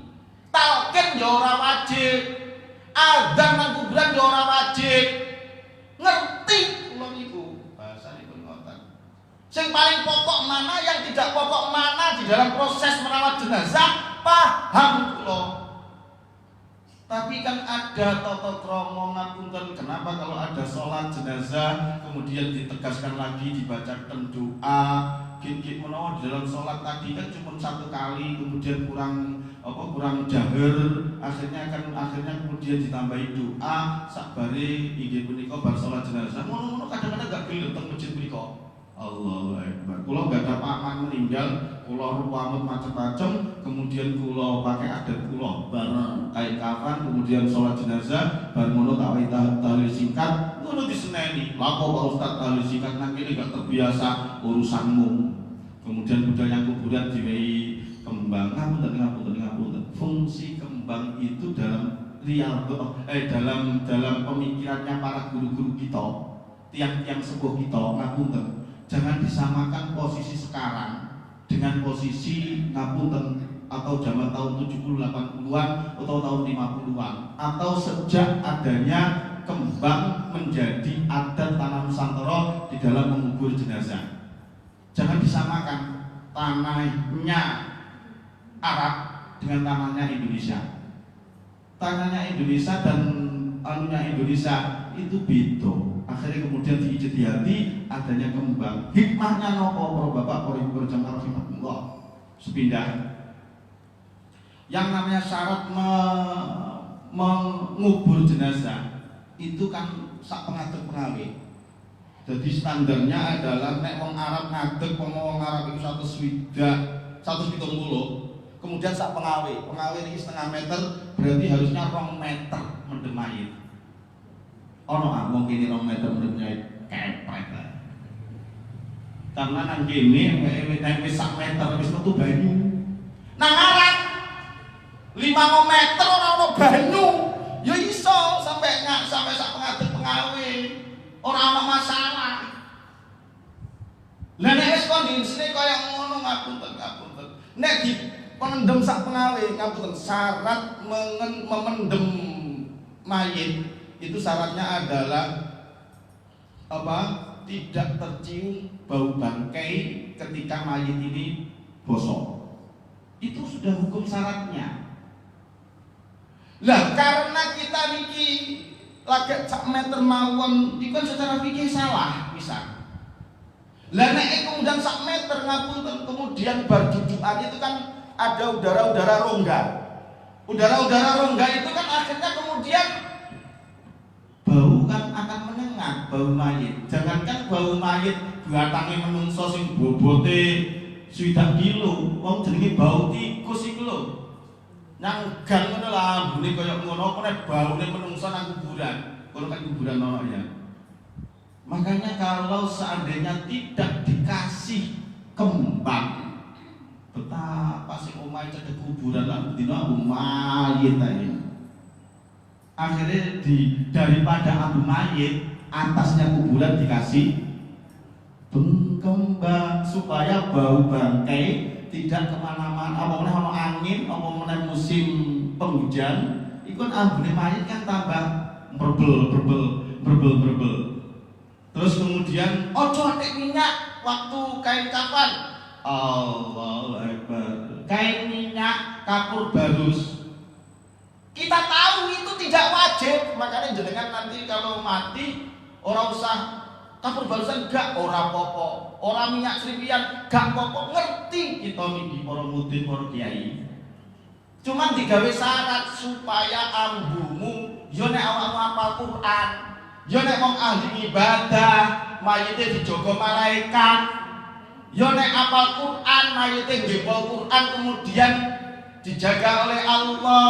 Nek diapurmu ahli maksiat mesti buwasa batang mayitmu. Mulane kemudian diwehi minyak serimpi, kemudian dhuwure diwehi kembang. Karena diperkirakan jenengan niki nek hak kalau sak meter pengawe ora ate kembang itu wis gak mampu. Opene diterita, makanya dipadatkan. Terus sing nomor loro kono sing nomor fungsi kedua, ngapunten. Kuburan dhisik iku panggone yang tengah sawah. Paham? Yang tegalan atau yang tengah alas.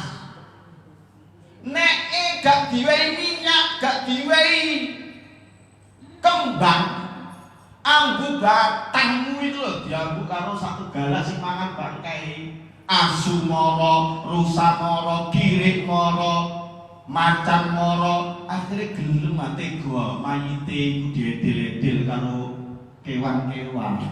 Iya saiki kuburan cedek kene mbok, kuburan cedek omah, ora ana garangan, ora ana kirik sing mlebu.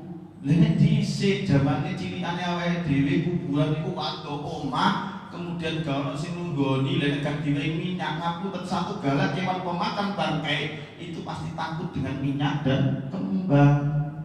Hikmahnya ngoten. Nomor loro trisik. Awake dhewe paham wong mati iku trisik ora wajib.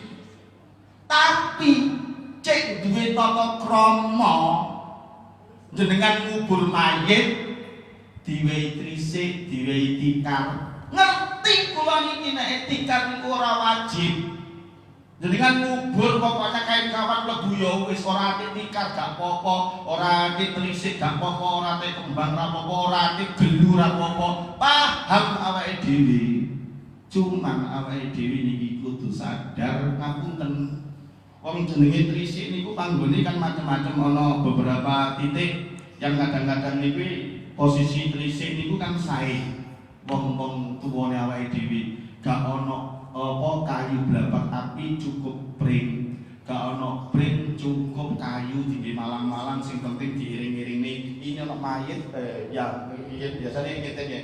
Set ngeten. Gunane trisik ini untuk memanusiakan manusia. Yang namanya menungso mati iku aja dipadani buyatan. Makanya karena menungso jenengan niku nek ngedusi kudu alon-alon, mulus-mulus aja sampai nglarakne. Mosok sampai tentolo ngubur mayit tanpa trisik. Mayit kemudian sampai glundungne, kemudian sampai pergi lemah, kemudian lemahnya tersentuh jasad. Akhirnya guru orang terima lemah tok sampai ngidek-ngidek nyak. Apa sing mati iku bapakmu, sing mati mbahmu, orang yang kamu muliakan. Yang mati itu misalnya gurumu, kiaimu, kemudian tanpa trisik, kemudian sampai pas ngidek ndase, ciat, aja apa? Masa mentolo sampai ngidek bapakmu, ngidek gurumu, ngidek orang yang kamu muliakan tanpa trisik. Dengan adanya trisik sampai menghindari tersentuh langsung, minimal penahan trisik. Makanya trisik dipilih kayu-kayu sing iso menahan dan iso dimakan rayap, cek ora selawase. Makanya jenengan nek nang kuburan sambang ono nek wis 100 dina, 7 dina, 100 dina pendaki, karena diperkirakan yang namanya trisik ini dimakan rayap, tanah ini akan ngendos ambles. Itu ono hikmah ilahiyahnya, ojo keburu ngomong bid'ah. Para bapak, para ibu, para jamaah rahimakumullah. Mungkin keterangan apa malih. Terus donga mayit sing diarani makhluk buka, kemudian talqin mayit-mayit isine donga. Para bapak, para ibu, para jamaah rahimakumullah. Kemudian sing kadang kesunahan yang perlu kita sampaikan, biasanya kadang Rasul itu nempel kuburan atau lewat kuburan. Ini kan mesti donga. Assalamualaikum ya ahla diyar, inna insyaallah bikum lahiqun. Kemudian kok krungu dikepuki mayite nang kuburan, krungu kemudian diempek-empek karo malaikat. Kemudian kanjeng Rasul golek pelepah kurma, jebret, kemudian dicepni nang sebelahe, dicepni yang sebelahe ketepaan sing disiksa kuburan iku ana loro, sisi disiksa karo nek cewek ora resi karena dia buang air kecil sembrono, sehingga setiap dia ibadah, sholat, wudhu dan lain sebagainya masih melekat, akhirnya disiksa goro-goro bersuci tidak bersih. Yang kedua disiksa goro-goro kakean adu-adu. Akhirnya mudah-mudahan seiring dengan keringnya kurma, keringnya pelepah kurma saya cekkan di dekat kuburnya ini, mudah-mudahan Allah memberikan maghfirah. Dari Indonesia kurma yang Arab dicepne yang bekas kuburan yo mati, tapi yang Indonesia tukul malahan rumbu. Mulane awake dhewe wong Nusantara sering sambang kuburan, karena nang kuburan nek gak sampean sambangi rumbu beda karo nang Arab. Nang Arab itu walaupun gak sampean sambangi tetep pasir, tetap kering, orang tukulan. Lene nang kene kuburan ora disambangi setahun, alang-alangi rumbu kaya ngono, kemudian jenengan ana kanca mati kemudian kubur, bingung goleki cedeke mak endi, cedeke patok endi, cedeke mbae bingung karena jenengan gak tahu sapa kuburan. Makane jenengan diajari kalau guru-guru kita saben Kamis malam Jumat dolan nang kuburan. Ngoten para bapak, para ibu, para jamaah rahimakumullah. Ngoten sing saged kita aturaken. Nek ngaji berkaitan dengan inggih menika datangnya kematian. Sampai jam pinten? Sambut, alhamdulillah. Nek kula ngaji tentang mati ra mentek. Nek saged nggih monggo dipun terusaken. Kula sampai kula niki kula khotbah.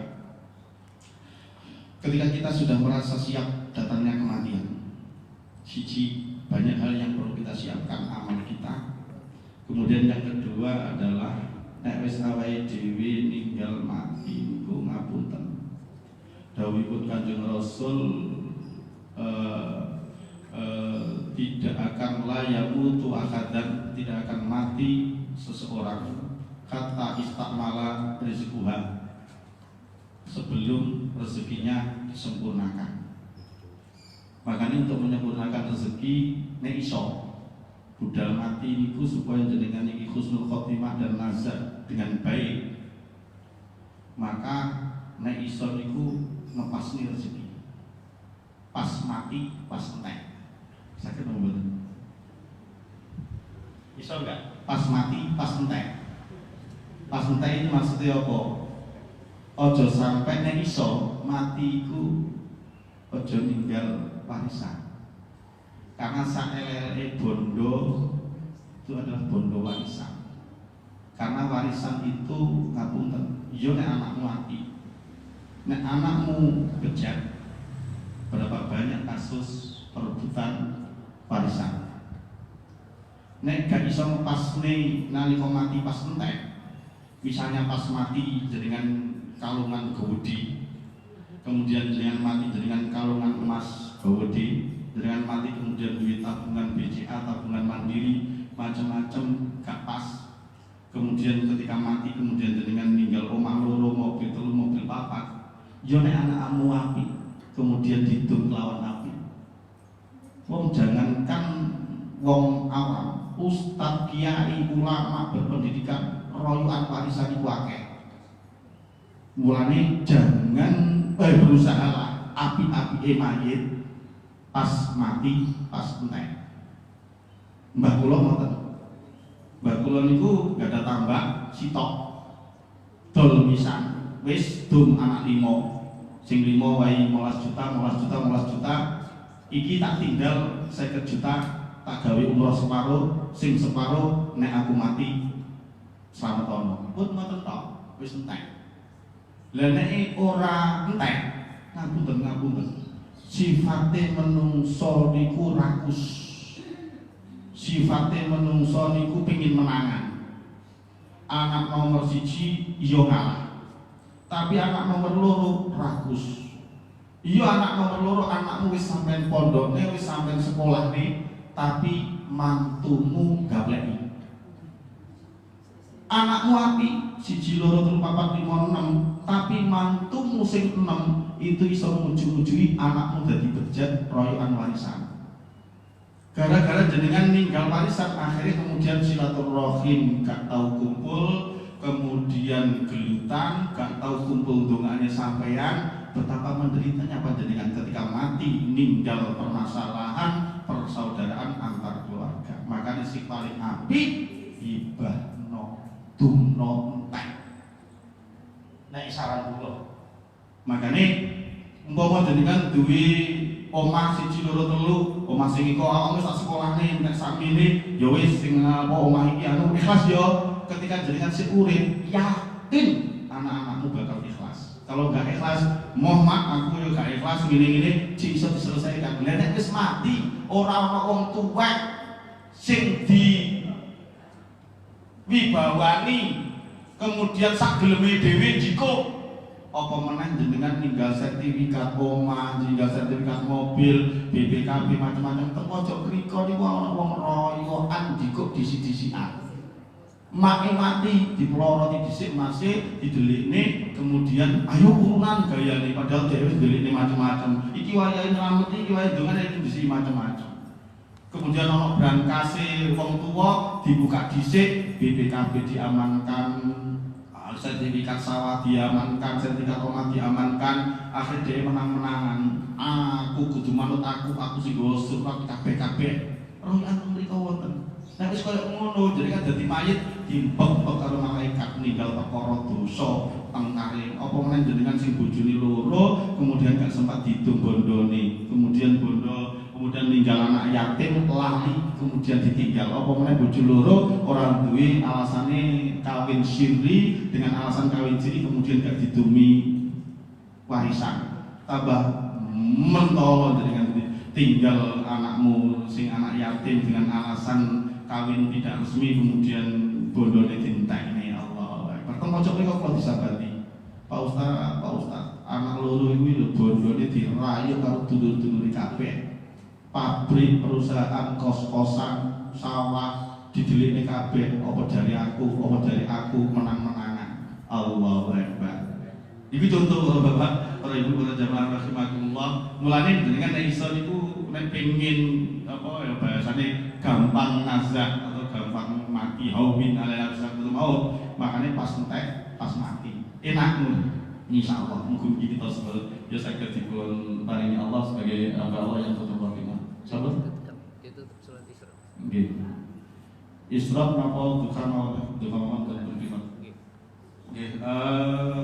Monggo kita mugi-mugi pertemuan kita saged nambahi pangertosan menawi jenengan kurang paham nggih monggo kita diskusi dan mugi-mugi kan kita sampaikan iki bermanfaat dan barokah lan mugi-mugi keadaan kita umur kita ilmu kita ilmu ingkang manfaat iki betul sampai al-Fatihah. A'udzubillahi minasyaitonir rajim. Bismillahirrahmanirrahim. Iyyaka na'budu wa iyyaka nasta'in. Shiratal mustaqim shiratal ladzina an'amta 'alaihim ghairil maghdubi 'alaihim. Allahumma shalli wa sallim wa barik 'ala sayyidina Muhammad wa 'ala sayyidina Muhammad walhamdulillahi rabbil alamin. Allahumma akhrijna min dhulumatil wahmi wa aqrimna bi nuril fahmi wa ftah 'alaina bi ma'rifatil ilmi wa khasin akhlaqana bil khilmi wa sahhil lana abwaaba fadlika wa nusur 'alaina min khazaini bi rahmatika ya arhamar rahimin. Allahumma rabbana nawwir qulubana bi nuri hidayyatika kama nawwarta warda bi nuri syamsika wa kamalika abadan abada. Subhana rabbika rabbil 'izzati 'amma yasifun wa salamun 'alal mursalin walhamdulillahi rabbil alamin.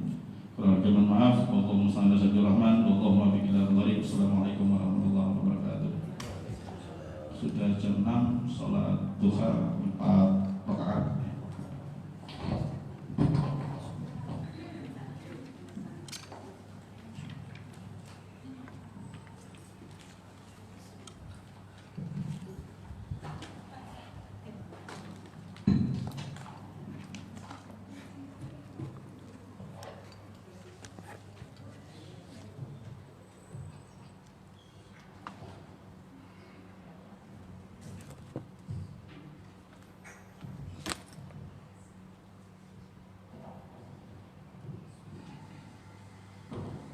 أن لا إله إلا الله وأشهد أن محمدا رسول الله أشهد أن لا إله إلا الله وأشهد أن محمدا رسول الله صلي صلاة الدخاء ركعتين استغفر لك جدا محمد الله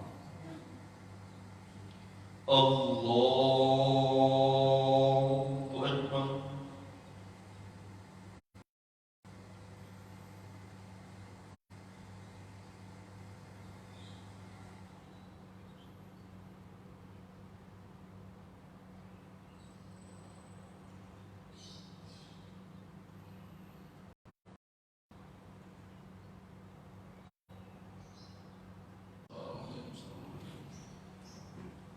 الله أكبر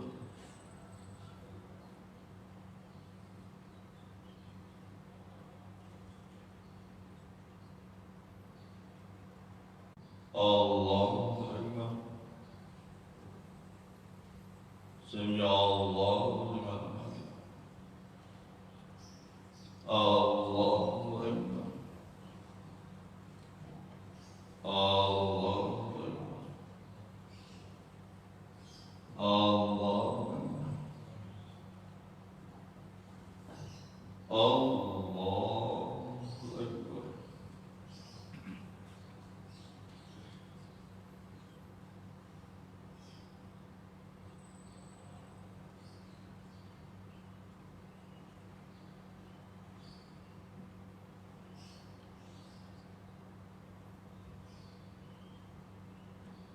الله أكبر سمع الله لمن حمده الله أكبر الله أكبر الله أكبر الله أكبر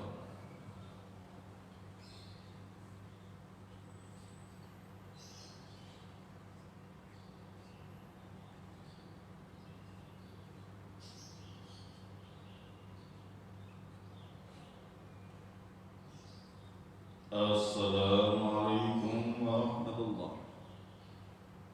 السلام عليكم ورحمة الله الفاتحة أعوذ بالله من الشيطان الرجيم بسم الله الرحمن الرحيم الحمد لله رب العالمين الرحمن الرحيم مالك يوم الدين إياك نعبد وإياك نستعين اهدنا الصراط المستقيم صراط الذين أنعمت عليهم غير المغضوب عليهم ولا الضالين آمين اللهم صل وسلم وبارك على سيدنا محمد وعلى آل سيدنا محمد الحمد لله رب العالمين حمد الشاكرين حمد الناعمين حمدا يوافي نعمه ويكافئ مزيدا يا ربنا لك الحمد كما ينبغي جلالك وجهك وعظيم سلطانك اللهم إنا ذكرك والبلاغك والجمال جمالك والقدرة قدرتك والعصمة عصمتك اللهم إن كان رزقي في السماء فأنزله وإن كان بالأرض فأخرجه وإن كان بعيدا فقري وإن كان مبصرا فازقه بحق ذبائك وبارك وجمالك وقدرتك وعظمتك اللهم آتني ما آتيتنا من عبادك الصالحين اللهم إنا ذكرك والبلاغك وجمال جمالك وقدرتك قدرتك وعصمتك عصمتك اللهم إن كان رزقي في السماء فأنزله وإن كان بالأرض فأخرجه وإن كان بعيدا فقربه وإن كان مبصرا فزسره وإن كان فقارا وإن كان حراما فطهره بحق ذبائك والبلاغك وجمالك وقدرتك وعصمتك اللهم ما أعطينا من عبادك الصالحين اللهم إنا ذكرك والبلاغك وجمال جمالك وقدرتك قدرتك وعصمتك عصمتك وقدرتك عصمتك عصمتك اللهم إن كان رزقي في السماء فأنزله وإن كان بالأرض فأخرجه وإن كان بعيدا فقربه وإن كان مبصرا فزسره وإن كان حراما فطهره بحق ذبائك والبلاغك وجمالك وقدرتك وعصمتك اللهم آتينا ما